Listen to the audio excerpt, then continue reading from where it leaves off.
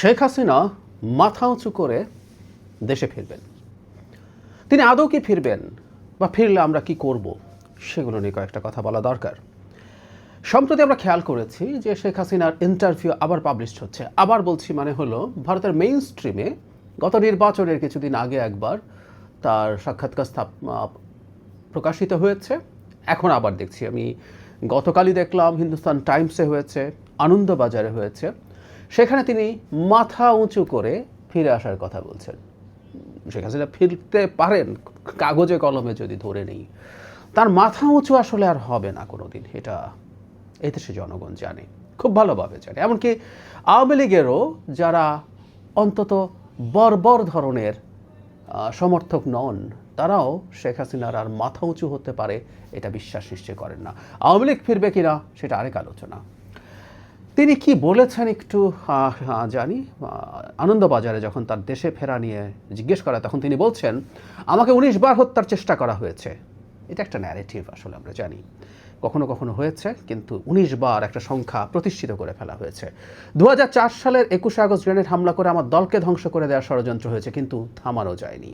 সৃষ্টিকর্তা যেহেতু বাঁচিয়ে রেখেছেন, আমি দ্রুতই বাংলাদেশের মাটিতে ফিরবো। এই জায়গাটা খেয়াল করি, মাথা উঁচু করে দেশের গণতান্ত্রিক পরিবেশ ফেরানোর গর্ব নিয়েই ফিরবো।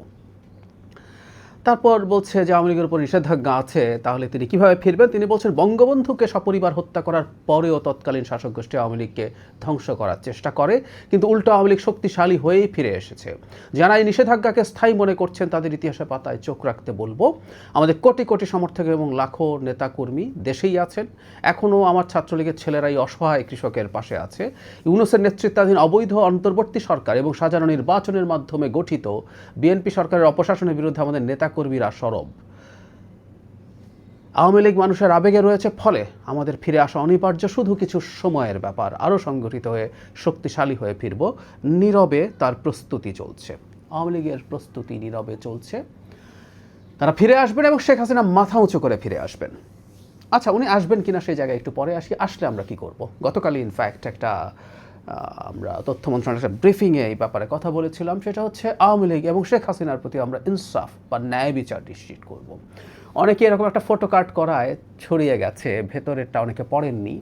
অনেকে ইনসাফ করা মানে এটা অনুমান করছেন যে আওয়ামী লীগের বা শেখ হাসিনাকে বিচার ছাড়া ছেড়ে দেওয়া হবে এবং তিনি স্বাভাবিক থাকবেন, এবং এটা নাকি আওয়ামী লীগের পুনর্বাসনের একটা প্রকল্প, যেটায় এই সরকারও ইনভলভড।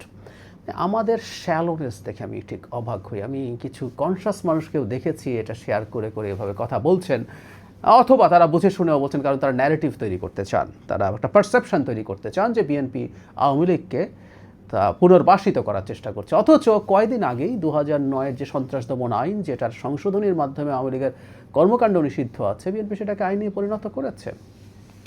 যাই হোক, শেখ হাসিনা আসলে তিনি ন্যায় বিচার পাবেন, তিনি ইনসাফ পাবেন, এটা ফর শিওর। ন্যায় বিচার বিচার বিভাগ করবে। আমাদের আইসিটিতে তার বিরুদ্ধে মামলা আছে, মামলায় তার রায় হয়েছে, মৃত্যুদণ্ড হয়েছে। তিনি যখন আসবেন, তার তখন আপিল করার সক্ষমতা তৈরি হবে। তিনি যদি সেটা করেন, তিনি লড়বেন। সেটায় যদি তিনি তাকে নির্দোষ প্রমাণ করতে পারেন, তিনি বেকসুর খালাস পেতে পারেন। অথবা যদি তিনি না পারেন, তাতে তার সেই শাস্তি বহাল থাকা বা সেই শাস্তি কার্যকর হতে পারে। আমি সেখানেই বলেছিলাম, আবারও বলছি, কারো ফাঁসি নিশ্চিত থাকা, মৃত্যুদণ্ড নিশ্চিত থাকা এবং সেটা কার্যকর হওয়া ইনসাফ হতে পারে যদি সেটা জুডিশিয়াল প্রসেস মেনে ন্যায় বিচারের মাধ্যমে হয়ে থাকে। সেটা হলো সবচেয়ে জরুরি কথা। এই সরকার অন্তত এক্সট্রা জুডিশিয়াল কোনো কিছু করতে দেবে না। বিচার বিভাগের কাজ বিচার বিভাগ করবে, কিন্তু সরকারও বাংলাদেশে কখনো কখনো এক্সট্রা জুডিশিয়াল অনেক কিছু করার চেষ্টা করেছে। আমি বলেছি, শেখ হাসিনার বিরুদ্ধে আমাদের প্রধান অভিযোগ ছিল তিনি সমাজ থেকে ইনসাফ নষ্ট করেছেন, রাষ্ট্র থেকে ইনসাফ নষ্ট করেছেন। সুতরাং তার উল্টোটা আমরা করব। শেখ হাসিনা, অন্য আওয়ামী লীগ আর তো বটেই, শেখ হাসিনার প্রতিও করব। দ্বিতীয় কথাটা হচ্ছে, আওয়ামী লীগ কি ফিরতে পারে? বাংলাদেশে আওয়ামী লীগের একটা খুবই উল্লেখযোগ্য সংখ্যক সমর্থক রয়ে গেছেন। খুবই মর্মান্তিক, আমি প্রায় বলতাম। শুধুমাত্র জুলাই গণঅভ্যুত্থান না, এই দেশের গণতন্ত্রকে যেভাবে ধ্বংস করেছে over the years Awami League, দেশের পুরো স্টেট স্ট্রাকচারকে ধ্বংস করেছে অবৈধভাবে ক্ষমতায় থাকার জন্য। এরপরও বেশ কিছু মানুষ আওয়ামী লীগকে সমর্থন করেন, এবং আমরা অনেক মানুষজনকে মিডিয়াতে আওয়ামী লীগের পক্ষে সম্মতি উৎপাদন করার চেষ্টা করতে দেখি।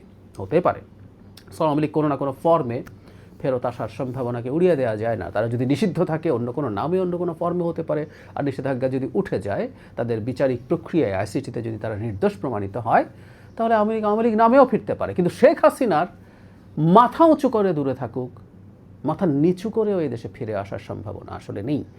মাঝে মাঝে তাকে দিয়ে কথাগুলো আসলে বলানো হয় বলে আমি মনে করি, এটা একটা কৌশলের অংশ।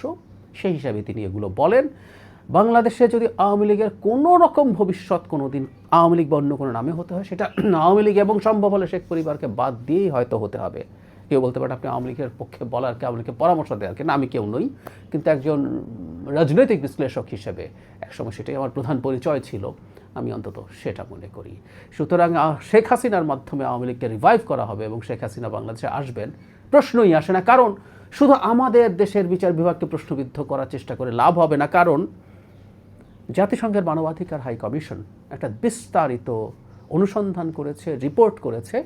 সেই রিপোর্টের মাধ্যমে শেখ হাসিনা কিভাবে তার নিজের চিন্তায়, সিদ্ধান্তে, পরিকল্পনায়, কোঅর্ডিনেশনে বাংলাদেশে মানবতা বিরোধী অপরাধ করেছেন জুলাইয়ের সময়ই, সেটার বিস্তর তথ্য প্রমাণ জাতিসংঘের মানবাধিকার হাই কমিশন বের করেছে এবং সেটার গুরুত্বপূর্ণ একটা রিপোর্ট আছে। ডক্টর ইউনূস সরকার এটা খুবই গুরুত্বপূর্ণ একটা কাজ হয়েছিল ইন এনি কনসিডারেশন। আর এর আগের তো সব আছেই, গুম, বিচার বহির্ভূত হত্যাকাণ্ড, হেফাজতে নির্যাতন, মানুষকে গায়েবী মামলা, আরবিট্রারিলি গ্রেফতার করে রাখা, লক্ষ লক্ষ মানুষের জীবনে হয়রানি, সব তো আছেই।